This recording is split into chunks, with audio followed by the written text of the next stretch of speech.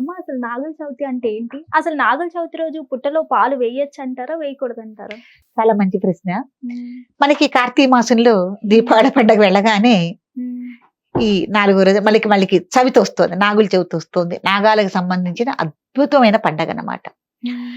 ఎవరైతే సంతానం లేదనుకుంటున్నారో, హ్మ్. ఎవరైతే ధన ధన పరంగా మనకి హ్మ్. ఈతి బాధలున్నాయి, ధనలోపం ఉంది, హ్మ్. లేకపోతే ఏదైనా వ్యాపారాల్లో మనకి కలిసి రావట్లేదు హ్మ్. అనన్నా, తర్వాత కంటి చూపు తగ్గుతోందనుకున్న వాళ్ళు గానీ, హ్మ్. చెవులో ఏమన్నా చీము లాంటిది కారుతుంటుంది.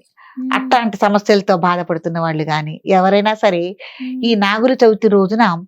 యథావిధిగా అభ్యంగన స్నానం అది ఆచరించి, హ్మ్. పగలల్లా ఉపవాసం ఉండి, హ్మ్. ఏదైనా సరేనమ్మా, హ్మ్. ఉదయం తెల్లవారుజామున 5:30 దగ్గర నుంచి హ్మ్. 9 లోపే పుట్ట దగ్గరికెళ్ళి పూజ చేసుకోవటం, హ్మ్.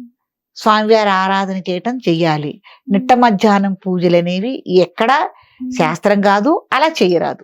హ్మ్. కాబట్టి చక్కగా వెళ్ళి మీకు దగ్గరలో ఉన్న ఏదైనా నాగదేవాలయాలకు గాని, శివాలయాల దగ్గరికి గాని వెళ్ళి యథావిధిగా అభిషేక కార్యక్రమాలు నిర్వహించుకుని, ఏదైనా దేవాలయాల్లో నాగప్రతిష్ఠలనేవి చేస్తూ ఉంటారు. చేయబడి ఉంటాయి కదా! హ్మ్. అట్లా ఆ విగ్రహాల దగ్గరికెళ్ళి స్వయంగా మీరు పాలతో విగ్రహాన్నది కడుక్కొని, తర్వాత శుద్ధ జలాలతో కడుక్కొని, హ్మ్.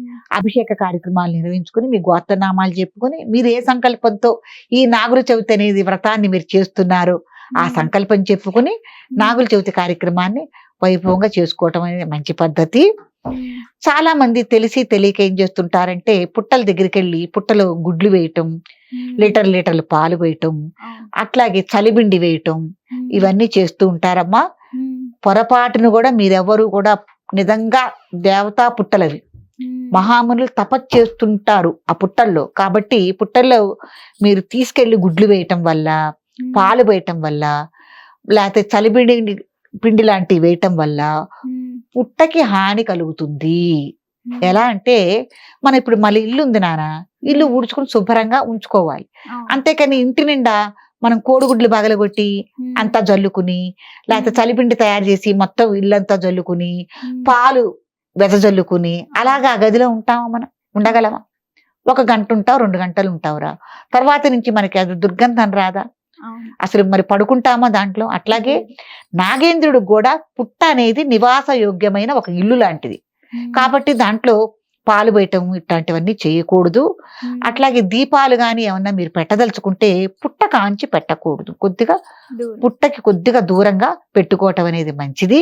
హ్మ్. పసుపు, కుంకాలు గూడా విరివిగా ఊరికే వెదజల్లటం వల్ల గూడా అది హ్మ్. చాలా తప్పు. హ్మ్. అట్లా గూడా చేయకూడదు. కాబట్టి హ్మ్. మీరు భక్తితో పుట్ట దగ్గరికెళ్ళి ప్రార్థించండి.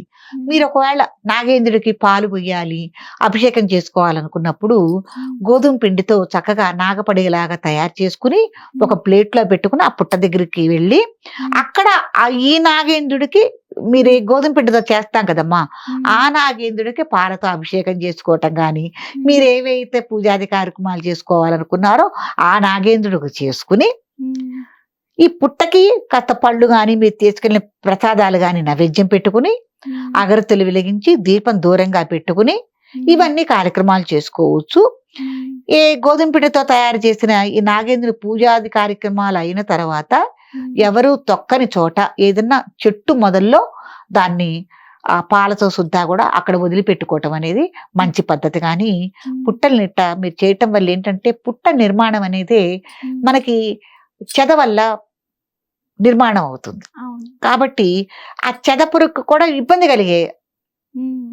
చచ్చిపోతుంది. అవును. అప్పుడు పుట్ట నిర్మాణం అనేది ఆగిపోతుంది. ఆగిపోతుంది. కాబట్టి ఇట్లాంటివన్నీ చేయటం అనేది చాలా తప్పమ్మా. హ్మ్. కాబట్టి ఇవన్నీ భక్తులు పరిగణలోకి తీసుకొని ఆచరించుకుంటారని కోరుకుందాం. ఇవన్నిటికంటే అమ్మ మరి విగ్రహాలే ఉంటాయి కదా గుళ్ళలో. ఆ విగ్రహానికి ఆ పాలేస్తే ఏమైతుంది? చేసుకోవచ్చు తప్పకుండా. నేనదే చెప్తున్నా. ఒక హ్మ్. జంటనాగుల విగ్రహం గాని, హ్మ్. ఐతల్ల విగ్రహాలు గాని ఏమన్నా మనకి ఆలయాల్లో బయట హ్మ్. మనకి నాగప్రతిష్ఠలనేవి చేసుంటాయి.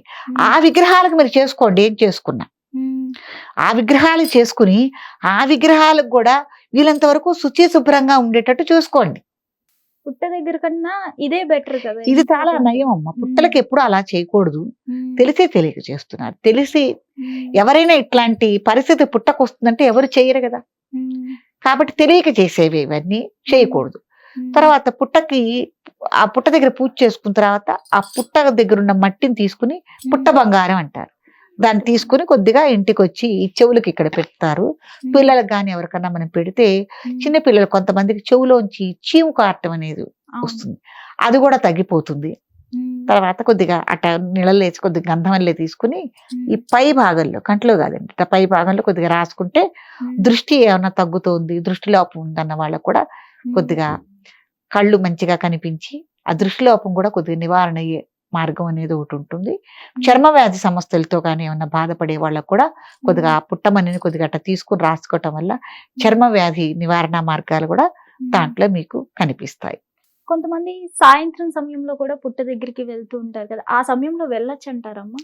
సాయంత్రం సమయంలో నాగుల చవితి రోజున వెళ్ళే ఆచారం అనేది లేదమ్మా. ఏదైనా పొద్దున పూటే నేను చెప్పిన టైం 5:30 దగ్గర నుంచి 5 లేకపోతే 9 వరకు 9 లోపు, లేకపోతే మహా అయితే 9:30 లోపు ముగించుకోవటం మంచిది. ఎందుకంటే ఇది ప్రాతకాల పూజ అంటారు. తర్వాత చేసిందంతా మధ్యాహ్న కాల పూజ అంటారు. దాని తర్వాత చేసిందంతా సాయంకాల పూజ అంటారు. తర్వాత చేసి చీకటి పడతారు. లేని వాళ్ళు ఈవినింగ్ టైం 5 o'clock కి 6 o'clock కి వెళ్తూ ఉంటారు కదా, చేసుకోవచ్చు, తప్పేం లేదు. ఆ టైంలో చేసుకోవచ్చు. కానీ మరీ పొద్దుకి నెట్ట మధ్యాహ్నం పూజలు చేయటం అనేది అంత మంచి పద్ధతి కాదు. తర్వాత తెల్లారి మనకమ్మ నాగపంచమి, తెల్లారి కూడా పంచమి తిథి. ఆ రోజుల్లో నాగానికి సంబంధించిందే. నాగుల చవితి రోజున ఎలా చేసుకున్నారో తెల్లారి కూడా అలాగే చేసుకోవచ్చు. నియమనిష్టలు అనేవి మనం ఇదివరకు చెప్పుకున్నట్టు నియమనిష్టలు అనేవి ఉంటాయి. ఎవరన్నా ఉపవాసం ఉండాలంటే పగలల్లా ఉండి రాత్రికి కూడా పూజ అయిన తర్వాత యథావిధిగా మడితో వంట చేసుకుని స్వామివారికి కూడా నైవేద్యం పెట్టుకుని మనం తింటాం అనేది మంచి పద్ధతి. తెల్లారి నాగపంచమి కూడా ఇలాగే చేసుకోవాలి.